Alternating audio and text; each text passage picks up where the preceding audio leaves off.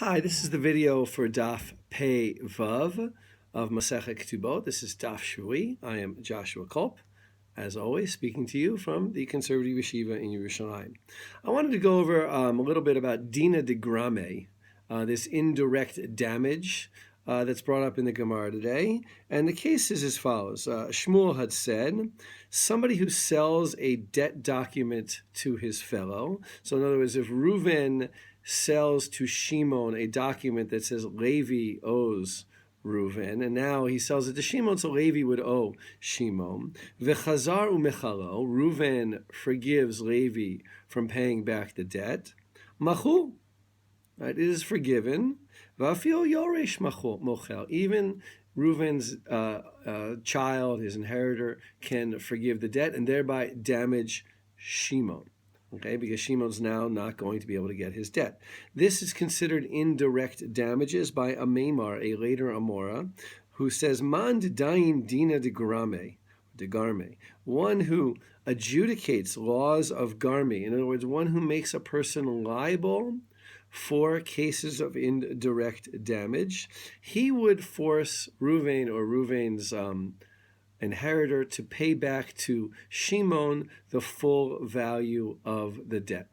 And you can hear from here, and you can see in a Maimar, that there are two opinions on indirect damage. One who says people are liable for indirect damage, and the other people who says people are not liable for indirect damage. Along with this, there is something else in Shas, in the Gemara, called Garma B'Nezikin, which also seems to refer to indirect damages.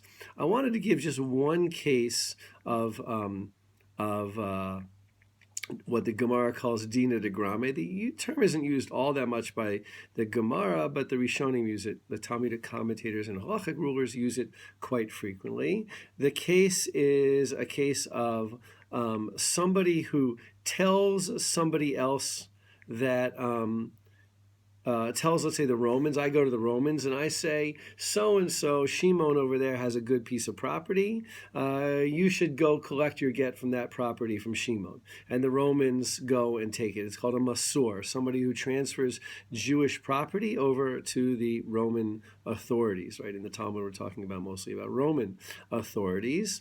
The Maimar, interestingly, the same Amora who speaks here, asks the question, do we allow Shimon to testify, to take an oath what was taken from him and come and collect from me, the one who ratted him out. But the Gemara immediately comments that the one who holds that we don't adjudicate indirect damages would say that Shimon isn't obligated, that I'm not obligated, anything, right? That even though I did the damage there, I'm not obligated to anything. So what makes these cases indirect, right? So let's take the case of the ratting on somebody to the Roman authorities, the telling on someone of the Roman authorities. I didn't really cause Shimon to lose that property. It was the Romans who came and did it. I didn't steal it myself. I caused it to be done, even though that outcome seems logical, virtually certain. I didn't cause it directly by my hand. So too, when Reuven forgives Levi from paying back the debt, he's not forcing Levi not to pay back the debt. Levi might still say, oh, even though Reuven forgave me from paying back the debt, he sold it to Levi, I'm just forgetting the people, right? Even though he had sold the document to whoever he forgave it to, doesn't cause them to lose the debt. He's just saying you don't have to pay back. If they want to be an honest person, they can pay back. In other words, it's indirect because really the one who's doing the damage over here is, I believe in my illustration, it was Shimon who will not pay back Levi the debt that really Shimon owes to him. And the Rishonim have a big discussion about whether these two things, Dina de Grame and Grama B'Nezikin, are all the same. And therefore, every time that someone says Grama B'Nezikin is exempt, that's only according to the opinion who says that Dina de Grame is also exempt, in which case if the two terms are synonymous, then we always adjudicate indirect damages, or we never adjudicate indirect damages, or indemnify, if you will.